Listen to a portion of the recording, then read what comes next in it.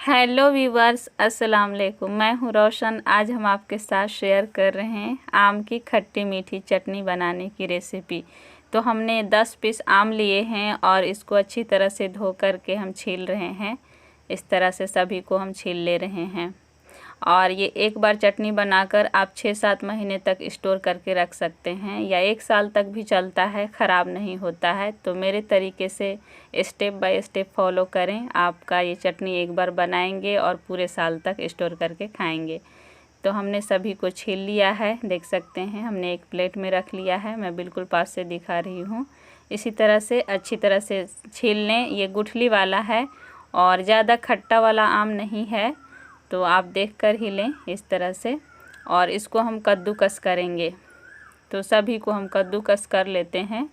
ये इस तरह से, ये गुठली वाला है तो हाथ में लगेगा नहीं, बस ऐसे देख करके अच्छी तरह से कद्दूकस कर लें। तो बनाने में बहुत इजी है, ज़्यादा टाइम भी नहीं लगता है। और ये देख सकते हैं गुठली है तो थोड़ा सा संभाल कर, हाथ में भी लगने का चांस रहता है। तो हम इसी तरह से सभी को कद्दूकस कर लिए हैं। तो इस तरह से हमारा सब रेडी हो जा रहा है।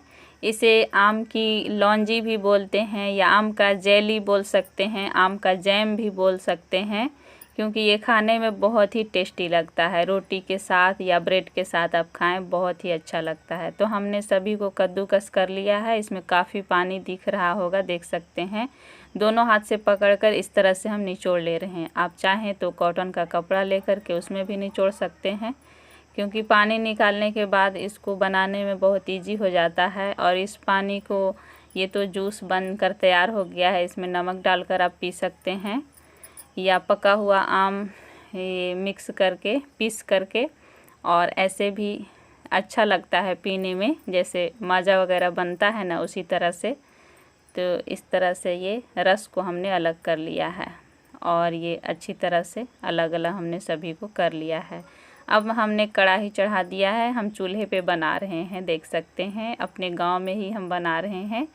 50 ग्राम के लगभग हमने ऑयल डाला हुआ है, आप घी भी डाल सकते हैं। और कटोरी से मेज़रमेंट कर रहे हैं। हमने इसमें 1 कटोरी डाला कद्दूकस किया हुआ ये आम, और ये 2 कटोरी और हाफ़ कटोरी और हमने लिया। पूरा हमने 2.5 कटोरी ये कद्दूकस किया हुआ मैंगो हमने लिया है, ग्रेटेड मैंगो।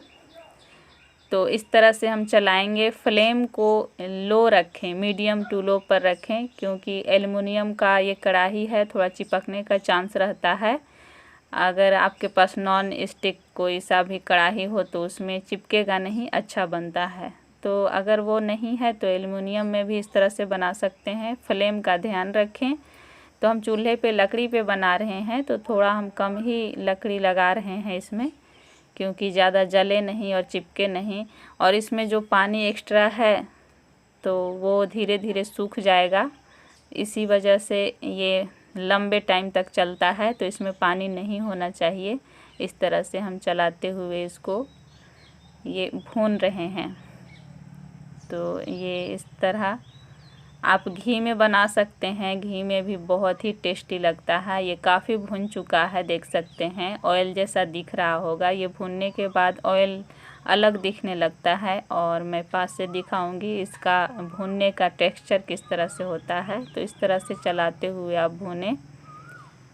तो ये देख सकते हैं ऑयल दिख रहा होगा। फर्स्ट में हमने डाला हुआ था किस तरह था, और इसको चलाते हुए इस तरह से ये चिपका भी नहीं, और कम आंच पे हमने इसको भून भी लिया हुआ है।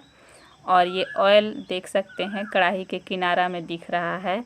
तो इस स्टेज पर आप अलग कर लें, इसको निकाल लें। इसी कढ़ाई में हम और आगे बनाने वाले हैं, इसी को बनाएंगे। तो चाशनी पहले बनाएंगे। तो हम एक प्लेट में इसको निकाल लेते हैं और अलग कर लेते हैं। अभी आग को हमने अलग कर लिया है, क्योंकि जलने लगेगा, आप कढ़ाई को नीचे उतार सकते हैं। तो उसी कढ़ाई में हम थोड़ा सा और फिर से ऑयल डाल रहे हैं, 1 चम्मच के लगभग। ये 5 हमने इसमें लाल मिर्च लिया है और 5 लौंग लिया है, हाफ़ टीस्पून कलौंजी और 1 टीस्पून हमने सौंफ लिया है, और 7 हम इलायची ले रहे हैं इसमें, छोटी इलायची। और ऑयल भी गर्म हो गया है, और 3-4 तेज़पत्ते हमने लिए हैं, तो सभी को हम डाल देते हैं ऑयल में और 15-20 सेकंड तक हम चटकने देंगे। थोड़ी देर तक जलने नहीं देंगे, बस थोड़ा सा चटकने देंगे। तो इसको थोड़ा हम चला लेते हैं अच्छी तरह से। फ्लेम को हमने लो रखा हुआ है। गैस पे अगर आप बना रहे हो तो फ्लेम को लो रखें, नहीं तो बहुत जल्दी जलने लगता है। आग को हम थोड़ा कम कर दिए हैं। तो अब हम चीनी डाल देते हैं। आप चाहें तो पानी पहले डाल सकते हैं, लेकिन लो है इस वजह से पहले हम चीनी डाल रहे हैं। 1 कटोरी हमने चीनी डाला, हाफ कटोरी और हम डाल रहे हैं। बस इतना मीठा काफ़ी है। और 1 कटोरी हम इसमें पानी ऐड कर रहे हैं। बस इतना ही का चाशनी हमको बनाना है। 2.5 कटोरी हमने कद्दूकस किया हुआ मैंगो लिया था और उसमें 1.5 कटोरी हमने चीनी डाला और 1 कटोरी हमने पानी डाला। बस इसी तरह मेज़रमेंट का ख्याल रखें। तो हम चलाते हुए इसको देख सकते हैं हम पका रहे हैं। तो उबाल आने देते हैं इस तरह से। तो ये उबाल आ गया है, देख सकते हैं झाग सा दिख रहा है।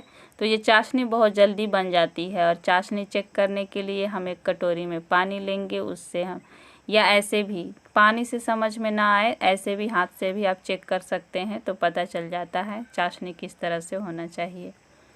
तो ये पक गया है। अब हम हाथ में थोड़ा सा लेकर आपको दिखाते हैं किस तरह की चाशनी चाहिए। देख सकते हैं एक तरफ से रोटी बन रहा है, एक तरफ से हम ये जेली बना रहे हैं, खट्टी मीठी चटनी।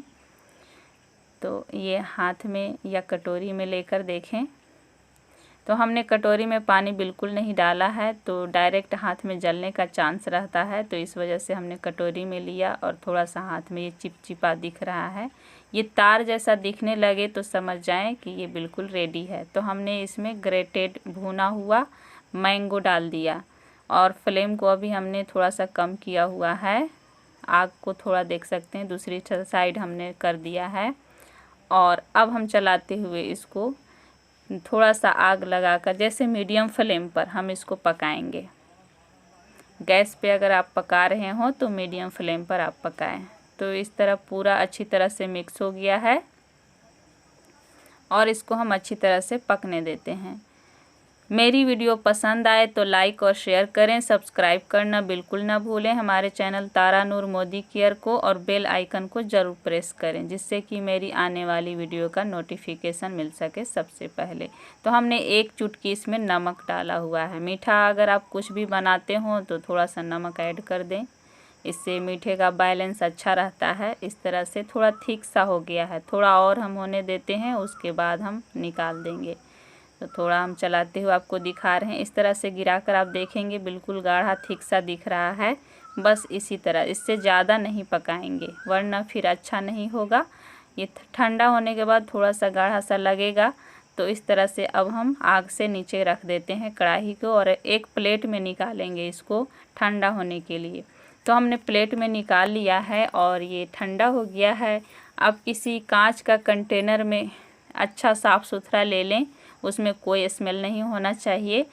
कांच का कंटेनर में बिल्कुल ख़राब नहीं होता है, बिल्कुल साफ़ होना चाहिए, इसमें कोई स्मेल नहीं होना चाहिए। तो हम इसी में भर कर रख लेते हैं और सूखा हुआ चम्मच इसमें डालकर रखें, या अलग चम्मच लगे तो वैसे पानी वाला चम्मच बिल्कुल ना लगाएं, नहीं तो फिर ख़राब हो जाएगा उससे। तो इसी तरह से हम इसमें रख दे रहे हैं। तो ये हमारा जेली बनकर तैयार हो गया है, खट्टी मीठी आम की चटनी। तो आप मेरे तरीके से बनाएं और खाएं। मेरी वीडियो पसंद आए तो लाइक ज़रूर करें और हमें हौसला अफजाई के लिए, और जिन्होंने हमारे चैनल को अभी तक सब्सक्राइब नहीं किया है तो सब्सक्राइब कर लें। मैं बहुत अच्छी रेसिपी हमेशा बनाती रहती हूँ, अपलोड करती रहती हूँ। तो देखा आपने कितना आसानी से ये जेली बनकर तैयार हो गया है। तो इस तरह से निकाल कर आप रोटी के साथ, ब्रेड के साथ खाएं, बहुत ही टेस्टी बनकर तैयार हुआ है। आप भी बनाइए और खाइए और कमेंट करके बताइए हमारी रेसिपी आपको कैसी लगी। अब हमें दीजिए इजाज़त। अस्सलाम वालेकुम।